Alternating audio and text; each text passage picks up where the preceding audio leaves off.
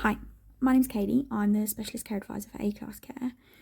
I was asked recently why it is that I work in the job that I do, i.e. why do I work in care? Kind of got me thinking about my career and where it all started and why I decided to join A-Class Care and why I decided to get into care.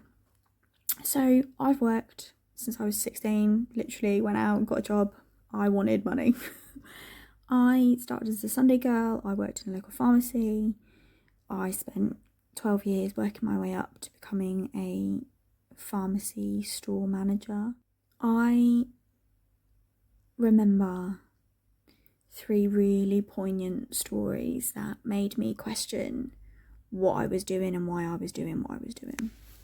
So one of those particular stories was that we had a person that used to come into our store every day. They'd get off the bus, they'd come into the store.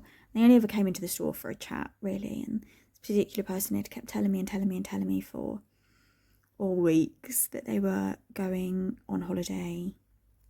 And they were so looking forward to this holiday. They were just staying in a hotel by a beach, but they were so looking forward to it. And if I'm honest, when you're working, them coming in and talking to you, there's an element of you that goes, I don't have time for this every day. And I think you don't realise how much you pay attention to those people until she was due back from her holidays.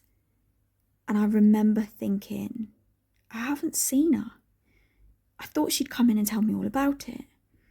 Anyway, cut a very long story short, one of her friends had come in to tell me how poorly she was. She'd come back from holiday and she was incredibly poorly. And the doctors wouldn't see her. She couldn't get a doctor's appointment. They wouldn't come out and do a home visit because she might have COVID and they didn't want to come and see her. All they'd done is they'd taken a phone call from the friend, listened to some of her symptoms, decided she'd probably got COVID, and they'd done a prescription for some antibiotics just in case and some pain medicine. Now, the friend came in to see me, came to get the medication, and she didn't know what to do. She just didn't know what to do. She was just at wit's end with it all. And I said to her, I remember having a conversation with her and going, look, if you need anything, please come in. I'm really short staffed right now. I can't come and see her, but just if you need anything from us. And she was really grateful for just that small amount of empathy, which is crazy, really, just to be so grateful for such a small amount of empathy.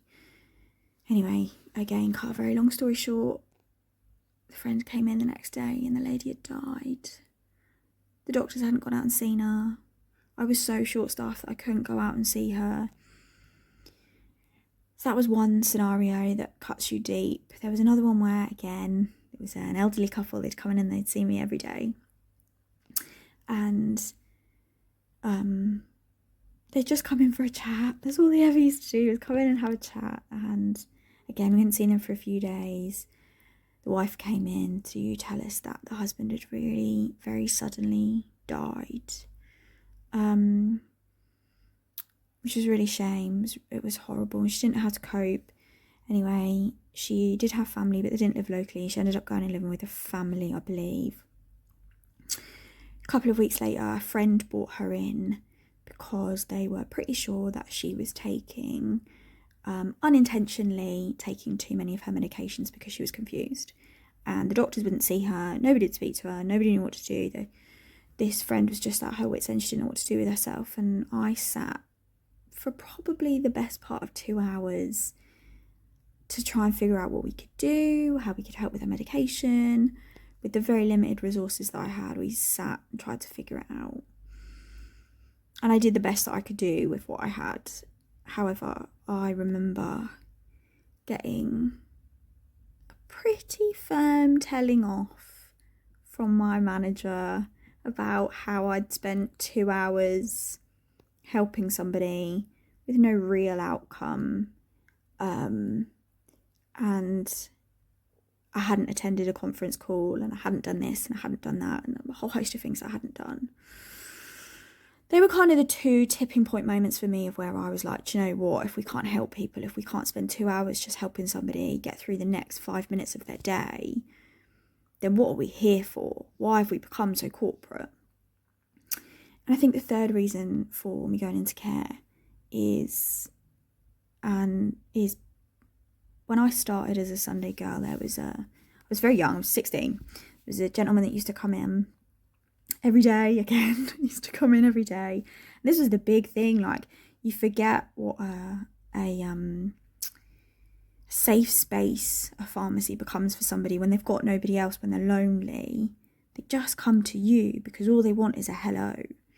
Anyway, this gentleman used to come into me and see us as a store every day because we'd spend time with him. We'd bring us chocolate eclairs.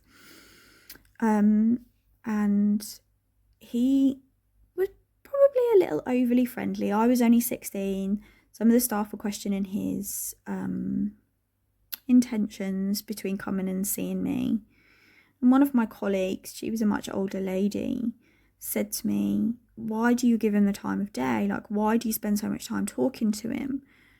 And without a beat, I so vividly remember this. I said, because if he was my granddad, if that was my granddad, I'd want somebody to treat him that way. If my granddad was lonely, I'd want him to go into a store and I'd want somebody to treat him that way. And that man has lived, that memory of that man has stayed with me for forever. And years down the line, when I was pregnant with my first child, I was heavily pregnant. I was like 37 weeks pregnant. He unfortunately was in hospital in a very, very bad way. And one of the girls at work, I'd no longer worked there. I hadn't worked there for a very long time at this point. So I hadn't seen him for a very long time. One of the girls that I used to work with from that particular store got in touch with me and let me know what was going on in the situation. And he'd asked to see me. And the day that I was due to go and see him, he passed away and I never got to go and see him. And there's these moments in your life that make you stop and question why it is you do what you do. There's these moments in your life where you stop and you go, am I making a difference? I'm in my 30s. I have 2 children. I have a husband. I have a really good life. Like, I have the ability to help. And that is why I do what I do, because I have the ability to help. And if we're not helping, and if we're not being kind, then what else is there? And I have met some incredible people on my journey. I have met people that were pilots. I have met people that have travelled the world. I have met people that have been poignant in society, and they have a story to tell. And just because they need care doesn't mean they didn't have a story, and they don't have a story. And so that is why I do what I do. It's really quite simple, but it's a simple story. It's a simple reason.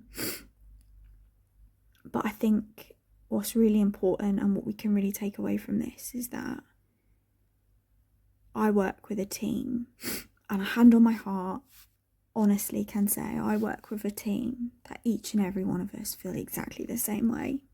Each and every one of us do what we do because we care, and because if we or one of our loved ones were in the same situation, we would want them to receive the effort that we're putting in.